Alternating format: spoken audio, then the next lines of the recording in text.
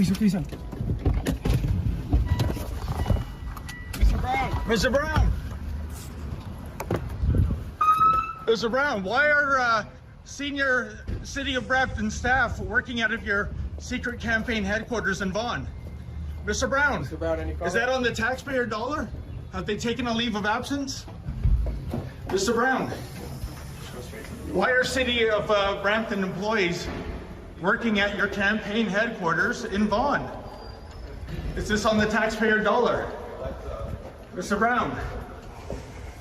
Close Oh, okay then. All right then. Wow.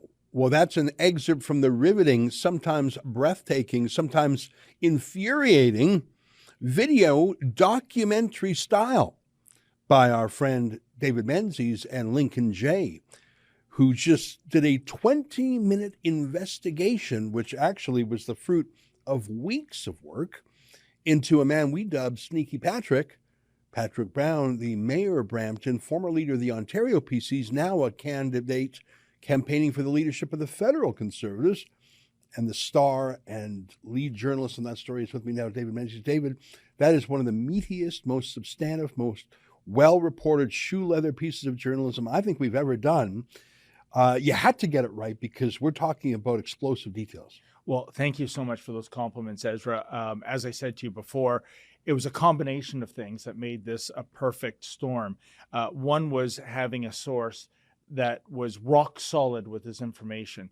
Secondly, was going there and checking out the city employees by their make, model, and license plate number who were going to this secret campaign office, not even in Brampton, not even in Peel region, but Vaughan and York region. Which is a bit of a drive away for those who don't know the Toronto area. Exactly. Like it couldn't have been better hid. You never would have found it without the tip. Never, not in a million years, Ezra. And then it was waiting and waiting. And my whole, purpose of my hunt, Ezra, was to catch Babu, the top senior bureaucrat there, coming out to his white Audi and going, why are you on business hours working on a campaign for your boss? This is offside. This is against the rules.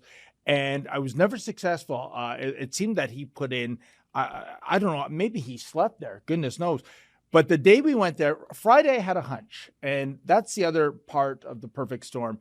I just had this feeling like my spidey senses were tingling because it was the last day, because midnight was the last day of membership sales and the leadership. That's right.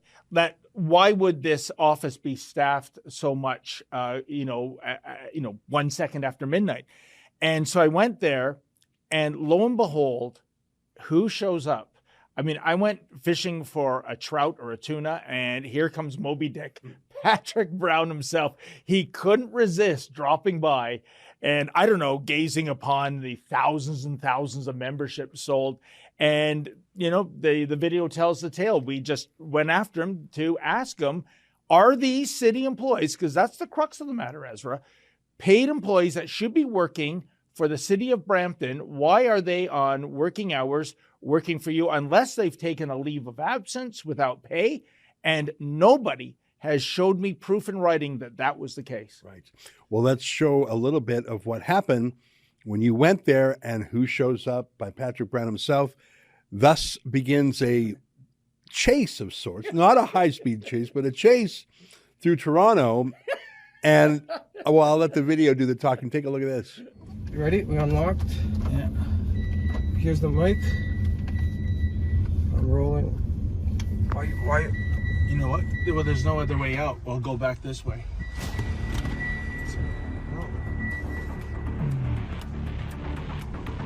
I had to. You saw him, eh? You saw us. Go get it. Shit. Just do a You straight gotta shot run right right now. now.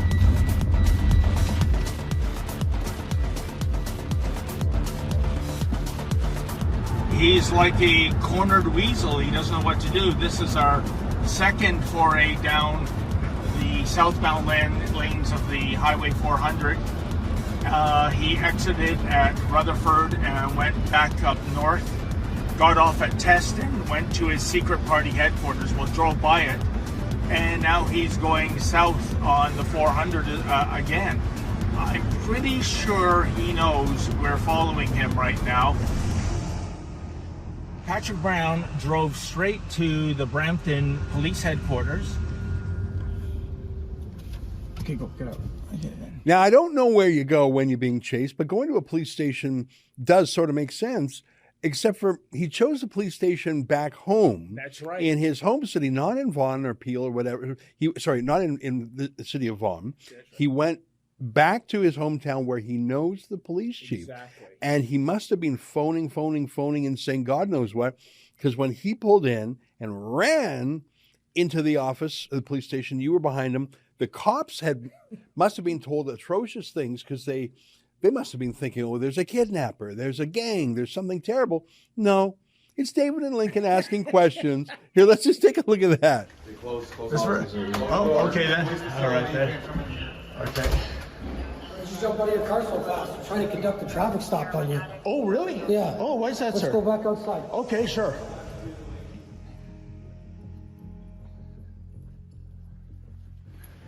Why would you want to conduct a traffic stop? You came in going a little fast in our parking lot, so we want to see what's going on. Oh, is that right? I was just following Patrick Brown's vehicle, officer. Okay. He has a secret campaign headquarters. Yeah, that's fine. In Regardless Vaughan. of that point, we know who he is. Okay. We're going to find out who you are. Oh, my name is David Menzies. I'm a Okay, reporter. you got your driver's license for me. Absolutely.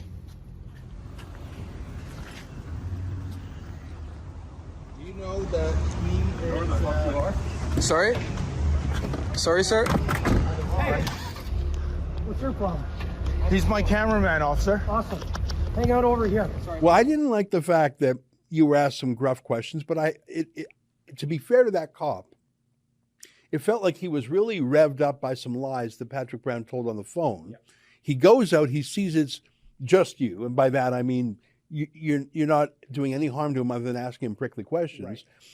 And he sort of is slowly declenching, like he was ready for a big battle. Yeah. And he realizes, oh, okay, well, I'll just do a traffic stop and ask you some questions. And I think that he was probably whipped up with some BS, and then he did his due diligence, and he could say to his chief, there's nothing here. You know, Ezra, that's very perceptive. And the other thing, too, is what did Patrick Brown say on that 911 call? Mm-hmm. Was he saying, you know, I'm fearing for my life. I don't know who these people are. Are they trying to carjack me? They're following me wherever I go. If he had said that, and that's just speculation on my part, of course, but he's done in by his driver, who says to Lincoln, we know who the F you are. Yeah. So if you know who we are, you know we're not a threat. We ask questions. Maybe the threat is impolite queries, for goodness sakes. You know what? I know that section of the law, criminal harassment. It's another way of saying stalking. The person has to have a reasonable fear of danger and harm. Yeah. And there's a whole bunch of elements there. It's such a stretch. Sneaky Patrick Brown, it's just like when you caught him at that hockey rink. And just to remind people, it was the same dynamic duo, you and Lincoln. I think that was one of Lincoln's first days on the job. His first day? His very first day. That was an excerpt from my daily TV-style show called The Ezra Levant Show. Each weekday, I do a monologue on the news of the day. Then I interview a fascinating guest. I read some fan mail or hate mail, depends on which I like more. And we end with a video of the day. You can get it all at rebelnewsplus.com.